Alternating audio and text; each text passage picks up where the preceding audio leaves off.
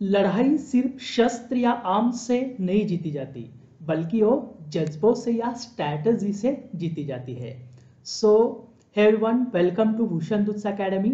आत्ता 26 तारखेला आपली जी एक्झाम आहे, राईट, त्या एक्झाममध्ये स्वतःची स्ट्रॅटेजी ठरवा आणि त्या स्ट्रॅटेजीनुसार तुम्ही तो पेपर द्या. कारण आपल्याकडे सगळ्यात मोठं आव्हान आहे 1 तासामध्ये 100 क्वेश्चन सॉल्व्ह करणं. सो तुम्ही जेवढी जास्त आत्तापर्यंत प्रॅक्टिस केलेली आहे आणि जे प्रिव्हियस इयर क्वेश्चन्स आहेत त्याचं व्यवस्थित ॲनालिसिस करा, जेणेकरून तुम्हाला बरेच क्वेश्चन्स तुमच्या बेसिक नॉलेजवरती किंवा लॉजिकवरती किंवा ट्रिक्सवरती सुटून जातील. सो लढाई सिर्फ शस्त्र या आर्म से नहीं जीती जाती, बल्कि वो जज्बों से या स्ट्रॅटेजी से जीती जाती है. चलो, तर आज आपल्याला या लेक्चरमध्ये जी कंबाईंड पूर्व परीक्षेची टेस्ट सिरीज क्रमांक 10 आहे त्यातले इंडियन पॉलिटीचे क्वेश्चन्स आपल्याला डिस्कस करायचे आहेत विथ एक्सप्लेनेशन, राईट. सो आपण 1 बाय 1 डिस्कस करायला सुरुवात करू. बघा, पहिला क्वेश्चन आहे, खालीलपैकी कोणते विधान बरोबर आहे? भारतात संविधान सर्वश्रेष्ठ नाही, चुकीचं आहे. संविधान संसद ही नाही, फक्त न्यायालय प्रणाली श्रेष्ठ आहे. पहिलं विधान हे चुकीचं आहे, तर अ गेला. 2 मध्ये अ दिलाय, गेला. भारतीय संविधानाने राष्ट्रपती पद कॅनडाकडून अनुकरण केलेलं आहे, राईट, हेही चुकीचं आहे. भारतीय संविधानाने ब्रिटिश संसदीय प्रारूपाचे अनुकरण केलेले आहे, अगदी बरोबर आहे. म्हणजे क फक्त बरोबर आहे. लक्षात घ्या, भारतामध्ये संविधानाचं सर्वश्रेष्ठत्व आहे. संविधानाचं सर्वश्रेष्ठत्व म्हणजेच काय? न्याय व्यवस्थेचं श्रेष्ठत्व आहे. कसं ते सांगतो आता बघा. आपण जर न्यायालयीन पुनर्विलोकनाचं तत्व जर बघितलं किंवा त्याचा विचार केला तर अमेरिकेमध्ये न्यायालयीन पुनर्विलोकनाची व्याप्ती ही सर्वात मोठी आहे, राईट. कारण तिथे ड्यू प्रोसेस ऑफ लॉ, कायद्याची योग्य प्रक्रिया आहे. त्याच्यामुळे अमेरिकेमध्ये ज्युडिशियल सुप्रीमसी आहे, म्हणजे त्याचं न्याय व्यवस्थेचं श्रेष्ठत्व आहे. जर आपण भारताला अमेरिकेबरोबर कम्पेअर केलं न्यायालयीन पुनर्विलोकनाच्या बाबतीमध्ये, राईट, तर भारतामध्ये आपल्या संविधानामध्ये जर आपण बघितलं आर्टिकल 21, तर आर्टिकल 21 मध्ये कायद्याने प्रस्थापित किंवा कायद्याने स्थापित झालेली प्रक्रिया दिलेली आहे, राईट. तिथं काय दिलेलं आहे? Procedure establish by law. Due process of law हे आपल्याकडे संविधानामध्ये दिलेलं नाही. परंतु मेनका गांधी केसमध्ये सुप्रीम कोर्टाने म्हटलंय की कायद्याने स्थापित झालेल्या प्रक्रियेमध्ये कायद्याची योग्य प्रक्रिया सुद्धा येतं. परंतु लक्षात ठेवा, भारताची न्यायालयीन पुनर्विलोकनाची किंवा न्यायालयीन पुनर्विलोकनाची व्याप्ती जी आहे ती अमेरिकेच्या तुलनेत कमी आहे. कारण भारतामध्ये कायद्याने स्थापित झालेली प्रक्रिया आर्टिकल 21 मध्ये दिलेलं आहे. त्याच्या लक्षात ठेवा, सगळ्यात महत्वाचं, भारतामध्ये कॉन्स्टिट्यूशनल सुप्रीमसी म्हणजे संविधानाचं श्रेष्ठत्व आहे. आणि संविधानाचं श्रेष्ठत्व म्हणजेच न्यायव्यवस्थेचं श्रेष्ठत्व येतं. कारण काय? तर कॉन्स्टिट्यूशनल सुप्रीमसी म्हणजेच ज्युडिशियल सुप्रीमसी. का? तर जे आपलं संविधान आहे त्या संविधानाचा अर्थ लावण्याचं काम आपल्याकडे जजेस करतात सुप्रीम कोर्टाचे, राईट. म्हणजे लक्षात ठेवा की कॉन्स्टिट्यूशनल सुप्रीमसी का? तर व्हॉट इज कॉन्स्टिट्यूशन जर असं तुम्हाला विचारलं तर त्याचं उत्तर काय? व्हॉट जजेस सेज, राईट. म्हणजे जे जजेस म्हणतील तेच आपलं कॉन्स्टिट्यूशन आहे. कारण आपल्याकडे अर्थ लावण्याचं काम आपल्याकडे संसद किंवा केंद्रीय मंत्रिमंडळ किंवा राष्ट्रपती करत नाहीत, आपल्याकडे न्यायव्यवस्था करते. सो न्यायव्यवस्था या कलमाचा अर्थ असा आहे म्हटलं की तोच आहे. म्हणजे संविधानाचा अर्थ न्यायव्यवस्था जे सांगेल तोच संविधान आहे. त्याच्यामुळे भारतामध्ये आपल्या जसं अमेरिकेमध्ये ज्युडिशियल किंवा न्यायव्यवस्थेचं श्रेष्ठत्व आहे, फक्त न्यायव्यवस्थेचं श्रेष्ठत्व आहे, तसं भारतामध्ये संविधानाचं श्रेष्ठत्व म्हणजेच न्यायव्यवस्थेचं श्रेष्ठत्व आहे. आणि आपण इंग्लंडमध्ये गेलो तर इंग्लंडमध्ये न्यायालयीन पुनर्विलोकन नाहीच किंवा फारच कमी आहे. तिथं संसदेचं श्रेष्ठत्व आहे, म्हणजे तिथं पार्लिमेंटरी सुप्रीमसी आहे, राईट. तुम्हाला एक डायलॉग आठवत असेल शहनशाह मूवी मधला, नाही का? अमिताभ बच्चन म्हणते, हम जहां खडे हो जाते लाईन वहां से शुरू हो जाती है.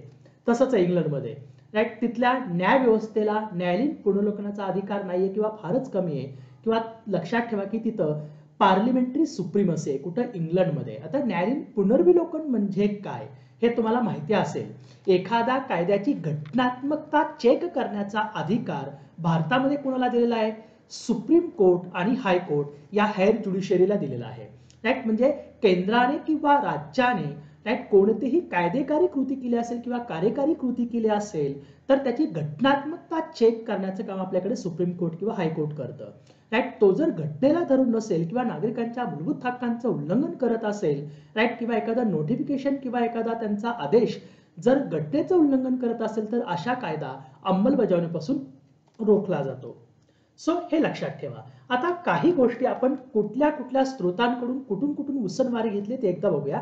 भारत सरकार कायदा 1935 मधून आपण काय केले, संघ राज्य शासन पद्धती, आणि ब्रिटिश राज्यघटनेकडून आपण काय केलेले, पार्लिमेंटरी म्हणजे संसदीय शासन पद्धती घेतलेली आहे. राज्यपालाचं पद 1935च्या कायद्यातून घेतलेलं आहे. राईट, आपल्याला राष्ट्रपती संदर्भात विचारलं होतं तेही आपण बघूया. महत्वाच्या तुम्हाला गोष्टी सांगतो. अमेरिकेकडून काय घेतलंय आपण, मूलभूत अधिकार घेतलेले आहेत, उपराष्ट्रपती पद घेतलेलं आहे, न्यायिक पुनर्विलोकनाचं तत्व आपण अमेरिकेकडून घेतलेलं आहे, राष्ट्रपती विरुद्ध महाभियोग आपण घेतलेला आहे, स्वतंत्र न्यायव्यवस्था आणि सुप्रीम कोर्ट आणि हायकोर्टाच्या न्यायाधीशांची पदच्युतीचं जी प्रक्रिया आहे ते आपण अमेरिकेकडून घेतलेली आहे. डीपीएसपी आपण कोणाकडून घेतलेला आहे, आयर्लंडकडून घेतलेला आहे. महत्वाच्या काही गोष्टी. कॅनडाकडून आपण काय घेतलेलं आहे, राज्यपालाची नेमणूक. राईट, आपण राज्यपालाच्या बाबतीमध्ये केंद्रातर्फे राज्यपालाची नियुक्ती किंवा नेमणूक, राईट, हे आपण कॅनडाचं तत्व स्वीकारलेलं आहे, अमेरिकेचं नाही. अमेरिकेमध्ये निवडून दिला जातो तर कॅनडामध्ये केंद्रातर्फे निवडला जातो. राईट, ऑस्ट्रियाकडून आपण समोरची सूची घेतलेली आहे, संसदेचं संयुक्त अधिवेशन घेतलेलं आहे. जर्मनीकडून आपण आणीबाणीच्या काळामध्ये मूलभूत अधिकारांचं निलंबन करण्याचे तत्व घेतलेले आहेत. मूलभूत कर्तव्य आपण रशियाकडून घेतलेले आहेत आणि सामाजिक, आर्थिक आणि राजकीय न्यायाचा आदर्श आपण रशियन रिव्होल्यूशन मधून घेतलेले आहेत. राईट, फ्रान्सकडून आपण प्रजासत्ताक पद्धती घेतलेली आहे. राईट, आणि फ्रेंच रिव्होल्यूशन मधून आपण स्वातंत्र्य, समता आणि बंधुताही तत्व घेतलेली आहेत. दक्षिण आफ्रिकेकडून आपण घटनादुरुस्तीची पद्धत आणि राज्यसभेच्या सदस्यांची निवडणूक घेतलेली आहे. जपानकडून आपण काय घेतलेलं आहे, कायद्याने स्थापित झालेली प्रक्रिया. याच्यामध्ये तुम्हाला काय करायचंय, थोडं कम्पेअर बघायचं की बाबा आपण काय केलेलं आहे बघा. 1935च्या कायद्यातून न्याय व्यवस्था घेतलेली आहे. तर आता न्यायिक पुनर्विलोकन, स्वतंत्र न्यायव्यवस्था आणि सुप्रीम कोर्ट आणि हायकोर्टाच्या न्यायाधीशांची पदच्युती आपण अमेरिकेकडून घेतलेली आहे. काही गोष्टी तुम्हाला अशा लक्षात ठेवायच्या आहेत की कुठून काय काय घेतलेलं आहे. जसं की राष्ट्रपतीच्या विरुद्धचा महाभियोगाची पद्धत आपण अमेरिकेकडून घेतलेली आहे, परंतु आयर्लंडकडून काय घेतलेले, राष्ट्रपतीच्या निवडणुकीची पद्धत आपण आयर्लंडकडून घेतलेली आहे. हे तुम्हाला असं लक्षात ठेवायचंय. चल पुढचा क्वेश्चन. खालीलपैकी कोणती विधाने योग्य आहेत? राज्याचा राज्यपाल हा त्याच राज्याचा रहिवासी असावा अशी संविधानिक अट आहे. चुकीचे अगदी. राईट, अ गेला. चला आपल्याला योग्य विधान निवडायचे आहेत. 1 आणि 4 एलिमिनेट झाला, म्हणजे ब आणि क मध्ये कुठेतरी उत्तर आहे. राज्य व केंद्रामध्ये अधिकाराचे विभाजन केले जाते त्याला संघ राज्य सरकार म्हणतात. बरोबर. राज्याचा मुख्यमंत्री राष्ट्रपती समोर राज्याचा मुख्यमंत्री म्हणून शपथ घेतो. बिलकुल चुकीचं आहे. राज्याचा मुख्यमंत्री हा राज्यपाला समोर शपथ घेतो, राष्ट्रपती समोर नाही. म्हणजे फक्त ब योग्य आहे. लक्षात ठेवा. राईट, जसं की भारताला, देशाला जसा सुप्रीम एक्झिक्युटिव्ह म्हणून राष्ट्रपती असतो किंवा सर्वोच्च कार्यकारी प्रमुख म्हणून आपल्याकडे देशाचा सर्वोच्च कार्यकारी प्रमुख म्हणून राष्ट्रपतीला जसं आपण ओळखतो, तसं राज्याचा सर्वोच्च कार्यकारी प्रमुख किंवा मुख्य कार्यकारी प्रमुख किंवा chief executive of the state article 153 नुसार आपण कुणाला ओळखतो, राज्यपालाला, जो की एक घटनात्मक नामधारी प्रमुख तो असतो. नॉमिनल टिटुलर और कॉन्स्टिट्यूशनल काय असतो, हेड असतो कुणाचा, राज्याचा. आणि केंद्र सरकारचा तो प्रतिनिधी जरी असला तरी तो केंद्र सरकारच्या नोकरीतील पद नाही असं सुप्रीम कोर्टाने 1979 ला आपल्याला सांगितलंय. 7वी घटनादुरुस्ती लक्षात ठेवा 1956 ची. याच्यानुसार एक तरतूद केली आहे. 2 किंवा अधिक राज्यांसाठी एकाच राज्यपालाची नियुक्तीची तरतूद केलेली आहे. आणि राज्यपालाची नेमणुकीची पद्धत आपण अमेरिकेच्या नेमणुकीच्या पद्धतीसारखी न स्वीकारता आपण कॅनडाकडून आपण स्वीकारले, कारण कॅनडामध्ये राज्यपालाची नेमणूक ही केंद्रातर्फे केली जाते. तसंच आपल्याकडे सुद्धा राज्यपालाची नेमणूक ही केंद्रातर्फे म्हणजे तिकडून राष्ट्रपतीकडून केली जाते. आणि लक्षात ठेवा सगळ्यात महत्त्वाचं, राज्यघटनेचा जो मसुदा होता त्या मसुद्यामध्ये राज्यपालाची निवडणूक ही सार्वत्रिक प्रौढ मतदान पद्धतीनुसार प्रत्यक्ष निवडला जाईल अशी तरतूद होती. परंतु कॉन्स्टिट्यूएंट असेंब्लीमध्ये ज्या डिबेट झाल्या त्या डिबेट अंती त्यांनी काय केलं, कॅनडाची पद्धत स्वीकारली आणि प्रौढ मतदान म्हणजे त्याला डायरेक्ट निवडून देण्याची पद्धत काय केली, नाकारली. सो आपण कॅनडाकडून आता डायरेक्टली करू, म्हणजे कॅनडाच्या पद्धतीनुसार आपण निवडून दिला जातो आणि म्हणजे निवडला जातो किंवा राष्ट्रपतींद्वारा त्याची नियुक्ती केली जाते. आता सगळ्यात महत्त्वाचं आर्टिकल 157 मध्ये राज्यपालाच्या नेमणूक पात्रतेनुसार फक्त 2च अटी दिलेल्या आहेत की ती व्यक्ती भारतीय नागरिक असावी आणि तिने वयाची 35 वर्ष कंप्लीट केलेली असावीत. परंतु दोन संकेत पाळले जातात. हे घटनात्मक संकेत नाहीयेत किंवा घटनेमध्ये कुठेही याचं मेन्शन केलेलं नाहीये. ती व्यक्ती राज्यावरची असायला पाहिजे, जेणेकरून ती काय करेल, तिथल्या सरकारला न्याय देण्याचा प्रयत्न करेल. आणि राष्ट्रपती नेमणूक करताना संबंधित राज्याच्या सीएमशी विचार विनिमय करेल. ह्या दोन फक्त संकेत पाळले जातात, त्या घटनात्मक तरतुदी नाहीयेत. घटनात्मक तरतुदी फक्त या दोन आहेत. शपथ कोण देतं यांना, तर उच्च न्यायालयाचे मुख्य न्यायाधीश किंवा त्यांच्या अनुपस्थितीमध्ये उच्च न्यायालयाचा सर्वात ज्येष्ठ न्यायाधीश काय करतो, राज्यपालांना शपथ देतो आर्टिकल 159 अनुसार. आता क्वेश्चन 3 बघूया. राज्यनीतीची मार्गदर्शक तत्वांबाबत खालीलपैकी अयोग्य विधान निवडा. कृषी व पशुसंवर्धन, गायी व गुरे कत्तलीस मनाई आर्टिकल 48A ने केलेले चुकीचे. 48A ने नाही तर ती 48 ने केलेली आहे, म्हणजे चुकीचा आहे. आता 1 मध्ये दिलेला आहे, हा गेला. राईट, 2 आणि 4 एलिमिनेट झाला. 3 मध्ये दिला आपल्याला अयोग्य विधान निवडायचे. राष्ट्रीय महत्वाची स्मारके व स्थाने आणि वस्तू यांचे संरक्षण 49 अगदी बरोबर आहे. कलम 49. सहकारी सोसायट्यांना प्रोत्साहन, कलम 43B अगदी बरोबर आहे. 97वी घटना दुरुस्तीने आपण ऍड केलेला आहे, म्हणजे ब आणि क गेला. राईट, आता इथं काय दिलं, इथं ब दिलाय, 3 मध्ये गेला, म्हणजे उत्तर तुमचं 1 आलं. 3चं उत्तर 1 येईल, म्हणजे आणि ड चुकीचं आहे. उद्योग धंद्याच्या व्यवस्थापनात कामगारांचा सहभाग हे 43A मध्ये दिलेलं आहे, फक्त 43 मध्ये दिलेलं नाहीये. लक्षात ठेवा, जे DPSP आहेत ते घटनेच्या भाग 4 मध्ये कलम 36 ते 51 मध्ये त्याचं इन्क्लुजन केलेलं आहे. ऍक्च्युअल मध्ये त्याचं 38 ते 51 मध्ये केलेलं आहे, कारण 36 मध्ये राज्याची व्याख्या आणि 37 मध्ये राज्य धोरणाच्या मार्गदर्शक तत्वांचं काय केलेलं आहे, ते कशासाठी आहेत किंवा ती फंडामेंटल्स आहेत आणि ते नॉन जस्टिसेबल आहेत असं दिलेलं आहे. म्हणजे 38 पासून त्याची खरी सुरुवात होते. तर आपण कुणाकडून घेतले, DPSP आयर्लंडकडून. 1934 मध्ये आयर्लंडने त्यांच्या कॉन्स्टिट्यूशन मध्ये घेतले होते आणि आयर्लंडने ते स्पॅनिश कॉन्स्टिट्यूशन मधून कॉपी केले होते. आपण आयर्लंडच्या धर्तीवर काय केलेले आहेत, आपण भाग 4 कलम 36 ते 51 मध्ये DPSP आपण टाकलेले आहेत. तर 48 मध्ये काय दिलेलं आहे, 48A मध्ये पर्यावरण सुधारणे आणि त्याचे संरक्षण करणे, वन संरक्षण, वन्यजीव संरक्षण करणे हे 42 घटना दुरुस्तीने ऍड केलं गेलेलं आहे. 48 मध्ये काय, गाय, वासरे, दुभती गाय, जनावरे, ओढून येणारी यांची म्हणजे यांच्या प्रजाती सुधारणे किंवा त्यांच्या हक्कावर बंदी घालणे. आर्टिकल 43 मध्ये काय, आर्टिकल 43B सहकारी संस्था दिलेले 97व्या घटना दुरुस्तीने आपण ते ऍड केलेलं आहे. आणि 97व्या घटना दुरुस्तीने सहकारी संस्था स्थापन करणे हा आपण काय केलेला आहे, आर्टिकल 19 मध्ये मूलभूत हक्क म्हणून सुद्धा टाकलेला आहे. परंतु स्थापन करणे हा फक्त मूलभूत हक्क आहे. राईट, सहकारी संस्थांना मान्यता मिळवणे हा मूलभूत हक्क नाहीये. म्हणजे हे आपल्याला कशी खेळी केली बघा गव्हर्नमेंटनी, की तुम्ही सहकारी संस्था स्थापन करू शकता, पण ज्यावेळेस आपण स्थापन करून गव्हर्नमेंटकडे किंवा स्थापन करण्याच्या अगोदर मान्यता घ्यायला गेलं तर गव्हर्नमेंट हातवरी करू शकतं. गव्हर्नमेंट मान्यता नाही दिली तर आपल्याला न्यायालयात जाता येणार नाही, कारण फक्त फंडामेंटल राईट आपल्याला कुठला दिलेला आहे, की सहकारी संस्था स्थापन करण्याचा. एवढाच आपल्याला काय केलेलं, फंडामेंटल राईट दिलाय, त्याला मान्यता मिळवण्याचा फंडामेंटल राईट दिलेला नाही. 43A मध्ये औद्योगिक व्यवस्थापनामध्ये कामगारांचा सहभाग हे दिलेलं आहे. हे काय, सामाजिक तत्व आहे. आणि 43B सहकारी संस्था स्थापन करणे हे गांधीवादी तत्व आहे. सहकारी संस्था स्थापन करण्यासाठी काय करेल, लोकशाही पद्धतीनं त्याचं नियंत्रण आणि व्यावसायिक व्यवस्थापन यांना राज्यात चालना देईल, हे 43B मध्ये दिलेलं आहे, गांधीवादी तत्व आहे. राईट, DPSP मध्ये काय दिलंय, की राज्य धोरणाची मार्गदर्शक तत्वे म्हणजे राज्यांना एखादा कायदा बनवण्यासाठी ते काय करतात, मार्गदर्शन करतात, की या गोष्टी तुम्ही करू शकता. की लोकशाही कल्याणकारी राज्य स्थापन करायचं असेल तर तुम्हाला DPSP फॉलो करायचे. खालील विधानांपैकी अचूक विधान निवडा. बरोबर विधान निवडायचे. भारताचा महालेखापरीक्षक पदनाम तालिकेनुसार राज्यसभेच्या उपाध्यक्षापेक्षा वरचा आहे, अगदी बरोबर आहे. नियंत्रक व महालेखा परीक्षकाचा दर्जा मुख्य निवडणूक आयुक्तांसारखाच असतो, अगदी बरोबर आहे. राईट, केंद्र व राज्यांचा महसुलातून होणाऱ्या खर्चाचे लेखापरीक्षण करणे हे त्याचे कार्य आहे, अगदी बरोबर आहे. महालेखा परीक्षकाची नियुक्ती राष्ट्रपतींकडून केली जाते, अगदी बरोबर आहे. आता इथं बघा सिक्वेन्स पण तोडलेला आहे, की पहिल्यांदा अ ब क, ब क ड, अ क ड द्यायला पाहिजे आणि अ ब क ड शेवट द्यायला पाहिजे. अ ब क ड मध्ये दिलाय, सिक्वेन्स तोडलाय. 80% चान्सेस असतात ज्या ठिकाणी सिक्वेन्स तोडलेला असतो तिथं तुमचं आन्सर असतं. म्हणजे 80%, 20% नाही देऊ शकत. 80%च फक्त चान्सेस असतात. लक्षात ठेवा, कलम 148 ते 151 मध्ये कॅगची तरतूद केलेली आहे, कॅगच्या ऑफिसची. 148 नुसार राष्ट्रपती सही आदेश आणि सही निशी काय करतात, कॅगची नियुक्ती करतात. त्यांना शपथ सुद्धा राष्ट्रपती देतात.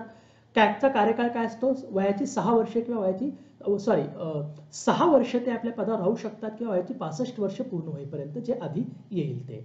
राजीनामा ते राष्ट्रपतीकडे देऊ शकतात. त्यांना वेतन आणि दर्जा सुप्रीम कोर्टाच्या जज प्रमाणे आहे, राईट. म्हणजे मुख्य निवडणूक आयुक्तांना जशी बडतर्फी केली जाते, त्यांची जशी नियुक्ती केली जाते, तसाच दर्जा तसाच कॅगचा सुद्धा आहे. म्हणजे दोघांचा दर्जा एकच आहे. यांची बडतर्फी कशी केली जाते, सिद्ध झालेलं गैरवर्तन आणि अकार्यक्षमता या कारणावरून राष्ट्रपती राईट सर्वोच्च न्यायालयाच्या न्यायाधीशाप्रमाणे, म्हणजे सर्वोच्च न्यायालयाच्या न्यायाधीशासाठी त्याला बडतर्फ करण्यासाठी जी प्रोसिजर फॉलो केली जाते त्याच प्रोसिजरनी कॅगला सुद्धा काय केलं जातं, म्हणजे कॅगला सुद्धा बाहेर काढलं जातं किंवा त्याची बडतर्फी केली जाते. लक्षात ठेवा, याला महाभियोग म्हणत नाहीत, याला महाभियोगासारखी पद्धत म्हणतात. भारतामध्ये फक्त एकमेव व्यक्ती आहे त्याच्यावरती महाभियोग चालवला जाऊ शकतो, तो म्हणजे फक्त राष्ट्रपती, आणि एकच कारण घटनेचं उल्लंघन याच कारणावरून. बाकी महाभियोगासारखी प्रक्रिया आहे. तर आता केंद्र आणि राज्यांमध्ये जे अधिकाऱ्यांचा रँक आहे त्या रँकमध्ये 9A मध्ये कॅग येतो. UPSCचे अध्यक्ष, मुख्य निवडणूक आयुक्त आणि कॅग यांचा एकच दर्जा किंवा एकच रँकिंग दिले 9A. म्हणजे राज्यसभेचा उपाध्यक्ष, लोकसभेचा उपसभापती यांच्यापेक्षा यांचा वरचा दर्जा आहे, राईट. हे रँकिंग तुम्हाला लक्षात ठेवायचं की पहिल्या रँकला कोण होतं, राष्ट्रपती, दुसरा उपराष्ट्रपती, तिसरा पंतप्रधान, चौथ्या राज्यामध्ये कार्यरत असताना राज्यपाल, 5व्या रँकला माजी राष्ट्रपती येतात, 6व्या 5A ला उपपंतप्रधान येतात, 6ला सरन्यायाधीश आणि लोकसभेचे सभापती यांचा रँक हा सारखाच आहे. 7 मध्ये कोण येतं, सगळे कॅबिनेट मंत्री, सगळ्या राज्यांचे मुख्यमंत्री, नीती आयोगाचा उपाध्यक्ष कारण त्याला कॅबिनेट मंत्र्याचा दर्जा असतो, माजी पंतप्रधान, राज्यसभा आणि लोकसभेचे विरोधी पक्षनेते कारण त्यांना सुद्धा कॅबिनेट मंत्र्याचा दर्जा असतो, आणि 7A मध्ये भारतरत्न प्राप्त व्यक्ती येतात रँकिंगमध्ये. हे रँकिंग खूप महत्वाची, लक्षात ठेवा. खालीलपैकी अचूक नसणारे विधान अचूक नसणारे म्हणजे चुकीचं विधान निवडायचे. राज्य शासन आणि केंद्र सरकार यांच्यात काही कायदेशीर विवाद सोडवण्यासाठी प्रारंभिक न्यायाधिकार सर्वोच्च न्यायालयाच्या अधिकार क्षेत्रात येतो. अगदी बरोबर आहे, राईट. ते प्रारंभिक अधिकार क्षेत्र आहे सर्वोच्च न्यायालयाचं आर्टिकल 131 नुसार. 2 राज्यांमधील वाद हा सर्वोच्च न्यायालयाचे अपीलीय बिलकुल चुकीचे आहे, अपीलीय नाहीये, ते प्रारंभिक अधिकार क्षेत्र आहे. लक्षात ठेवा, जे सर्वोच्च न्यायालयाचं ओरिजिनल ज्युरिस्डिक्शन आहे प्रारंभिक अधिकार क्षेत्र आर्टिकल 131 नुसार, ते काय आहे की असे विवाद जे फक्त सर्वोच्च न्यायालयामध्ये सोडवले जाऊ शकतात, राईट. कुठले, तर केंद्र बेटा कुठले त्याच्यामध्ये, तर केंद्र आणि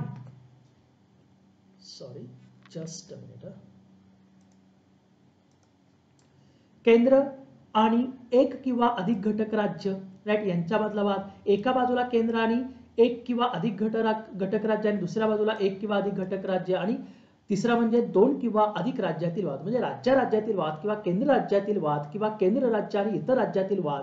हा जो वाद आहे, राईट, म्हणजे त्याला आपण संघराज्य विवाद म्हणतो. तो विवाद फक्त कुठं सोडवला जातो, सर्वोच्च न्यायालयामध्ये, ओन्ली सुप्रीम कोर्ट. त्याच्यामुळे हा काय आहे, सुप्रीम कोर्टाचं ओरिजिनल ज्युरिस्डिक्शन आहे.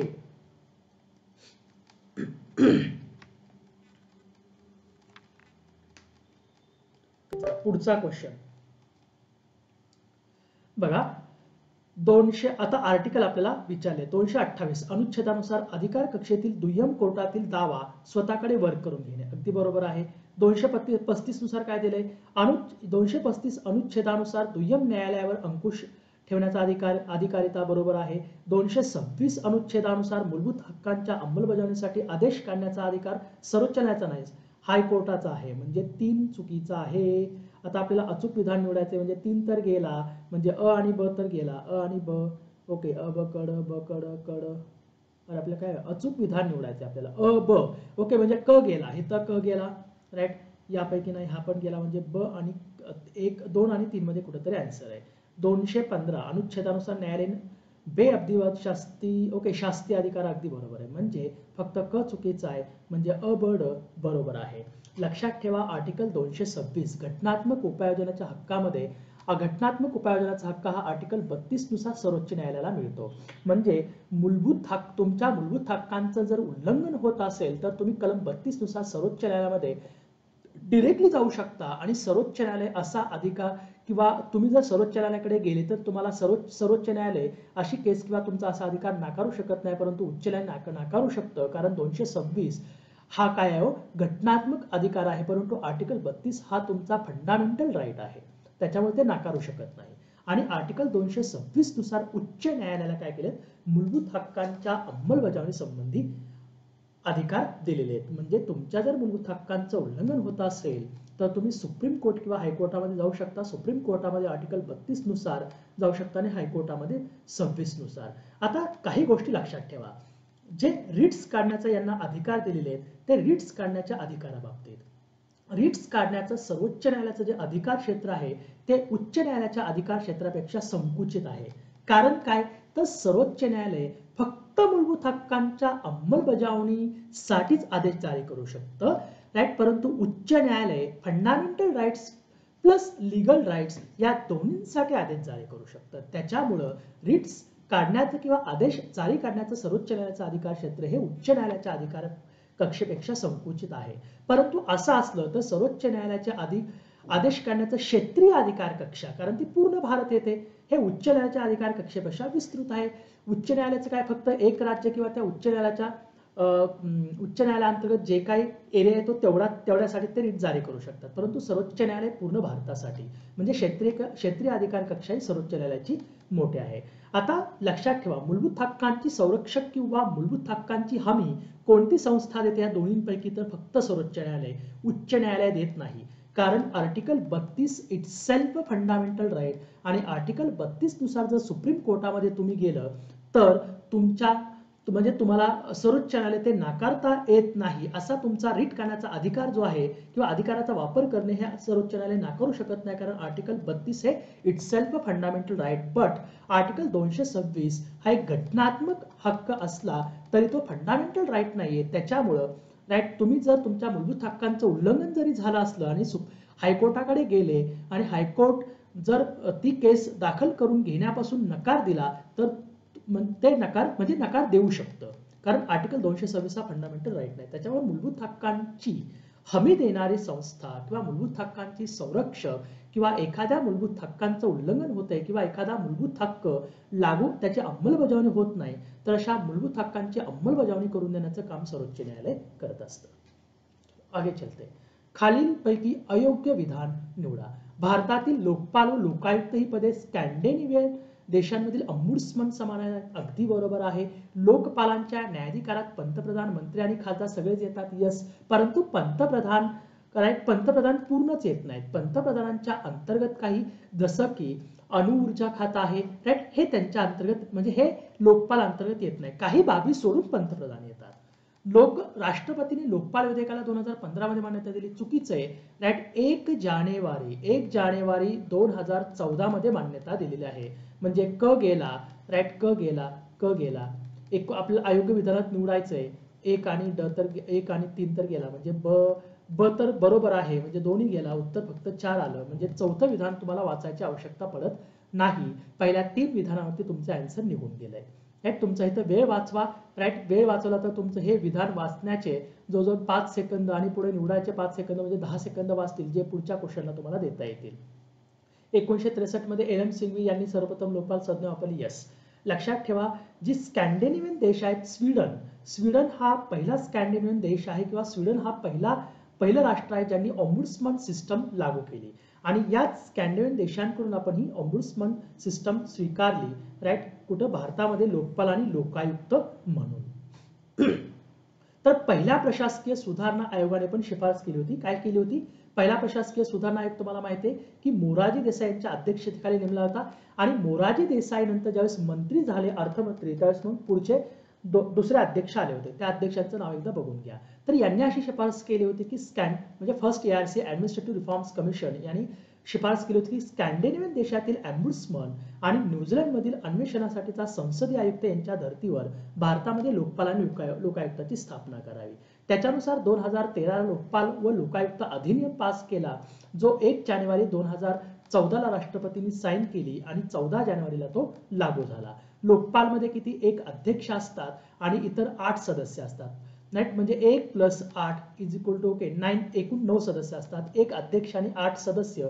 8 सदस्यांपैकी 4 म्हणजे 50% सदस्य न्यायिक असतात, तर राहिलेले 4 हे 50% सदस्य गैर न्यायिक, जे की SC, ST, OBC, मायनॉरिटी आणि वुमन मधून निवडले जातात. आता यांची नियुक्ती कोण करतं? यांची नियुक्ती करतात राष्ट्रपती, परंतु एका निवड समितीच्या शिफारसीनुसार. त्या निवड समितीचे अध्यक्ष कोण असतात? पंतप्रधान. राईट, आणि त्याच्यामध्ये सदस्य कोण असतं? लोकसभेचे अध्यक्ष, सुप्रीम कोर्टाचे सरन्यायाधीश ते नसतील तर त्यांनी नियुक्त केलेला एक न्यायाधीश, लोकसभेचे विरोधी पक्षनेते आणि राष्ट्रपतींनी निवड केलेला एक अग्रगण्य विधिज्ञ. राईट, ही शिफारस समिती राष्ट्रपतींना काय करते? नावं सुचवते, शिफारस करते आणि राष्ट्रपती मग त्यांची लोकपालचे अध्यक्ष आणि सदस्य म्हणून नेमणूक करतात. ह्या निवड समितीला मदत करण्यासाठी एक शोध समिती सुद्धा असते, 8 मेंबर शोध समिती. लक्षात ठेवा, लोकपालचा अध्यक्ष किंवा सदस्य होण्यासाठी त्याचं मिनिमम एज लिमिट कायद्यामध्ये 45 वर्ष दिलेले आहे. राईट, म्हणजे ज्या व्यक्तीचे वय हे 45 किंवा 45 पेक्षा जास्त आहे अशाच व्यक्तीची निवड लोकपालचे अध्यक्ष किंवा सदस्य म्हणून होऊ शकते. दुसरी गोष्ट, लोकपालचे अध्यक्ष आणि सदस्यांचा कार्यकाळ 5 वर्ष किंवा वयाची 70 वर्ष पूर्ण होईपर्यंत ते आपल्या पदावर राहू शकतात. हे महत्वाचं आहे. पुढचं, योग्य जोड्या लावा. ओके, आता इथं 3 करावं लागेल आपल्याला. अरुणाचल प्रदेश. अरुणाचल प्रदेश काय 371 नुसार त्यांना काय केलेलं आहे? विशेष तरतूद केलेली आहे. म्हणजे अचं 3 बघा, 1 मध्ये तर दिलेलं नाही, तर 1 दिले गेला. 2 मध्ये अचं 1 दिलंय गेला. 4 मध्ये अचं 3 दिलंय आणि 3 मध्ये इथं 3 घ्या, अचं 3 दिलंय. चला, 3 आणि 4 मध्ये मिझोरम. Okay, Mizoram 371G. बघा, आता ठीक आहे, कसं लक्षात ठेवायचं? सिक्कीम, FC रोड तुम्हाला माहिती आहे ना, FC Sikkim. F 371F, FC C Sikkim. Nagaland NA not applicable, NA म्हणजे नागालँड. 371A म्हणजे सिक्कीमचं काय आलं? कचं 4 आलं. कचं 4 बघा 3 मध्ये दिलेलं आहे. राईट, म्हणजे 4 गेला, उत्तर तुमचं 3 आलं. Right, Nagaland NA not applicable. Okay, NA 371A, डचं 2 आलं, उत्तर आलं. बघा, हे जे काय महाराष्ट्र आणि गुजरातसाठी 371 या आर्टिकल नुसार काय केलेले? विशेष तरतूद केलेली आहे. महाराष्ट्रामध्ये काय हो? विदर्भ आणि मराठवाड्यासाठी विशेष तरतूद केलेली आहे. त्यासाठी राज्यपाल काय करेल? विदर्भ आणि मराठवाड्यासाठी एक मंडळ स्थापन करू शकतं आणि गुजरातमध्ये कच्छ या प्रदेशासाठी. 371A NA कसं लक्षात ठेवायचं? NA नागालँड. 371 BA माहिती आहे तुम्हाला? BA असं म्हणायचं. मणिपूर MC CM लक्षात ठेवायचं, Manipur CM. Right, D Andhra Pradesh आणि Telangana. Right, E establishment of central university in Andhra प्रदेशसाठी. FS किंवा FC लक्षात ठेवायचं, Sikkim. FC okay, Sikkim. GM लक्षात ठेवायचं किंवा GB लक्षात ठेवायचं, G 371G Mizoram. HA okay, Arunachal Pradesh. IG तुम्हाला माहिती आहे ना, inspector general IG Goa. Right, आणि JK ABCDEFGHIJK alphabetically ABCDEFGHIJK Karnataka. सोपं आहे, फक्त थोडा ट्रिक लक्षात ठेवायचा. चला पुढे. खालील ओके, हा क्वेश्चन चुकीचाच आहे पूर्णपणे, कारण इथं घटनात्मक संस्था झालेली आहे. ओके, राष्ट्रीय मागासवर्गीय आयोगाबाबत मी तुम्हाला काही गोष्टी सांगतो, ते लक्षात ठेवा फक्त. बघा, 1992 ला जी इंदिरा सोहानी म्हणजे आपण जी मंडल केस झाली, Indira Sohani versus union of India, याच्यामध्ये त्यांनी काय केलेलं आहे? ओबीसीना जे 27% आरक्षण दिलं होतं, ते 27% आरक्षण देण्यासाठी म्हणजे ते वैध मानलं होतं. आणि सुप्रीम कोर्टाने अशी शिफारस केली होती या केसमध्ये की एक मागासवर्गीय आयोग स्थापन करण्याची. त्याच्यानुसार 1993 मध्ये राष्ट्रीय मागासवर्गीय आयोग कायदा केला आणि 1993 मध्ये एक वैधानिक या कायद्यानुसार, संसदेच्या कायद्यानुसार ओबीसी कमिशनची स्थापना केली. त्याच्यामुळे कायद्यानुसार स्थापना झाल्यामुळे तो वैधानिक आयोग स्थापन झाला 1993 ला. आणि नंतर 2018-19 मध्ये 102वी घटनादुरुस्ती कायदा केला आणि 102व्या घटनादुरुस्ती कायद्यानुसार आर्टिकल 338 मध्ये दुरुस्ती केली. आर्टिकल 338 मध्ये सब क्लॉज बी टाकला आणि ह्या सब क्लॉज बी नुसार राष्ट्रीय मागासवर्गीय आयोगाला काय केलेले? त्यांनी घटनात्मक दर्जा दिलेला आहे. तर आता घटनात्मक संस्था आहे ओबीसी कमिशन, म्हणजे 1993 पासून 2018 पर्यंत हा एक वैधानिक आयोग होता. तर 2018-19 पासून हा एक कॉन्स्टिट्यूशनल बॉडी झालेली आहे. 338B नुसार राईट त्याची स्थापना केली जाते. स्थापना केलेली रचना कशी असते? 1+1+3 एक अध्यक्ष, एक उपाध्यक्ष आणि 3 सदस्य यांची नियुक्ती कोण करतो? राष्ट्रपती. सेवा शर्ती आणि कार्यकाळ राष्ट्रपती ठरवतात. कार्यकाळ किती आहे? 3 वर्षांचा कार्यकाळ दिलेला आहे यांचा, लक्षात ठेवा. ओके, पुढचा क्वेश्चन. भारतात पुढीलपैकी कोणत्या परिस्थितीमध्ये केंद्र सरकार आदेशाद्वारे एखाद्या व्यक्तीचे नागरिकत्व काढून घेऊ शकते? सोपा क्वेश्चन आहे राईट. लॉजिक बघा, सोपा क्वेश्चन आहे, तुम्हाला लगेच सुटून जाईल. काढून आता नागरिकत्व कोणाला तरी काढून घ्यायचंय. भारतीय संविधानाप्रती अनिष्ठा दर्शवली, यस काढून घेतलं जाऊ शकतं. म्हणजे अ तर बरोबर असणार आहे राईट. अ तर सगळीकडे दिलंय, अ आणि ड सगळीकडे दिलंय बघा, अ आणि ड सगळीकडे दिलंय, म्हणजे अ आणि ड तर बरोबर आहे. म्हणजे आता ब आणि क मध्ये कुठलं आपल्याला एक लक्षात ठेवायचं, कारण खाली अ ब कडे एक दिलेला आहे आणि ओके अ कडं दिलंय का? कुठं अ कडं दिलंय एक मध्ये राईट. अ ब ड दिलंय. ओके, म्हणजे अ ब ड तर गेला. ओके, अ ब ड पण येऊ शकतो. एखादा नागरिक 10 वर्ष भारताबाहेर वास्तव्य करत असल्यास, हे बरोबर आहे. 10 वर्षापेक्षा जास्त जर तो वास्तव्य करत असेल तर त्याचं नागरिकत्व काढून घेतलं जाऊ शकतं. नोंदणी किंवा स्वीकृती तत्वाद्वारे नागरिक बनलेल्या व्यक्तीला 5 वर्षांच्या देशात 2 वर्षासाठी अटकेची शिक्षा मिळाल्यात नाही. चुकीचं आहे का? चुकीचं आहे. याचं उत्तर फक्त अ ब ड येईल.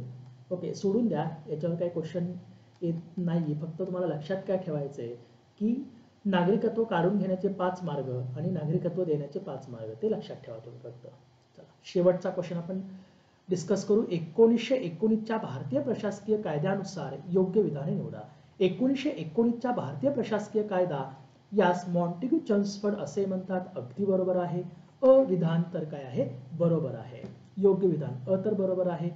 चला, हा गेला, हा गेला राईट. अ 1 आणि 2 मध्ये दिलंय.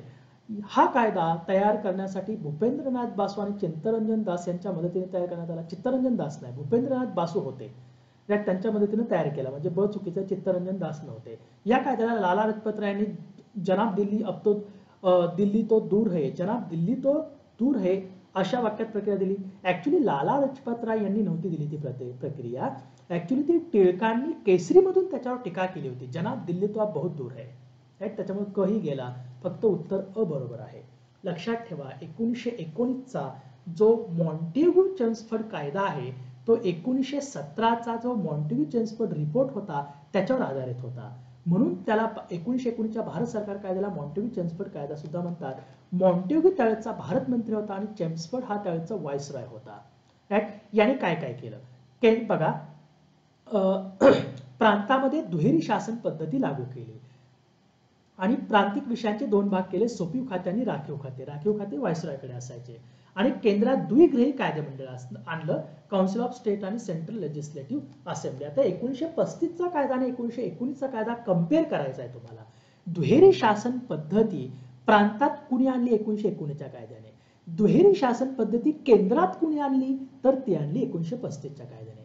आता 1919च्या कायद्याने केंद्रात द्विगृही कायदेमंडळ आणलंय, परंतु प्रांतात द्विगृही कायदेमंडळ कुणी आणलं? तर त्यांनी 1935च्या कायद्याने.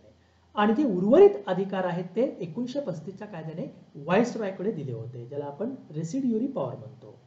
1919च्या भारत सरकार कायद्याने काय केलं? आणखी काय काय सुधारणा केल्या? तर व्हाईसरॉयच्या कार्यकारी मंडळातील 6 पैकी 3 सदस्य भारतीय असतील असं म्हटलं, other than commander in chief. सगळ्यात महत्वाचं स्वतंत्र मतदारसंघ बघा. 1909च्या कायद्याने, मोर्लेमेंटो सुधारणा कायद्याने मुस्लिमांना स्वतंत्र मतदारसंघ दिले होते. 1919च्या कायद्याने शीख, भारतीय ख्रिश्चन, अँग्लो इंडियन आणि युरोपियन यांना देण्यात आले. हे 1919च्या कायद्याने. आणि 1935च्या कायद्याने ओके वुमेन लेबर यांना काय केलं होतं? तर स्वतंत्र मतदारसंघ देण्यात आले होते. 1919च्या कायद्याने आणखी काय केलं? लंडनमध्ये भारताचा उच्चायुक्त हे नवीन पद निर्माण केलं राईट. मालमत्ता टॅक्स किंवा शिक्षण आधारावर मर्यादित लोकांना मताधिकार देण्यात आला. आणि लोकसेवा आयोगाच्या स्थापनेची तरतूद 1919च्या कायद्यामध्ये होती, ज्याच्यानुसार 1926 मध्ये लोकसेवा आयोगाची स्थापना केली गेली होती राईट. लक्षात ठेवण्याचा प्रयत्न करा. सो 1919च्या कायद्याने आणखी काय? प्रांताचा अर्थसंकल्प केंद्रीय अर्थसंकल्पापासून वेगळे केले होते राईट. या गोष्टी थोडक्यात लक्षात ठेवण्याचा प्रयत्न करा. तर हा होता 1919चा कायदा. होप यू की तुम्हाला हे 11चे 11 क्वेश्चन्स व्यवस्थित कळाले असतील. राईट. त्याचं एक्सप्लेनेशन मी तुम्हाला जे काय दिलं ते व्यवस्थित लक्षात ठेवा, कारण याच्यावर आधारित डायरेक्टली आणि इनडायरेक्टली तुम्हाला क्वेश्चन एक्झाममध्ये बघायला मिळतील. So thank you so much. Have a great day. तुमच्या मित्रमैत्रिणींना हे लेक्चर शेअर करा. तुम्हाला काय शंका कुशंका असेल तर कमेंट सेक्शनमध्ये त्या तुम्ही कळवा. आणि सगळ्यात महत्त्वाचं, येणाऱ्या एक्झामसाठी तुम्हाला सर्वांना खूप खूप शुभेच्छा. Thank you so much. Have a great day.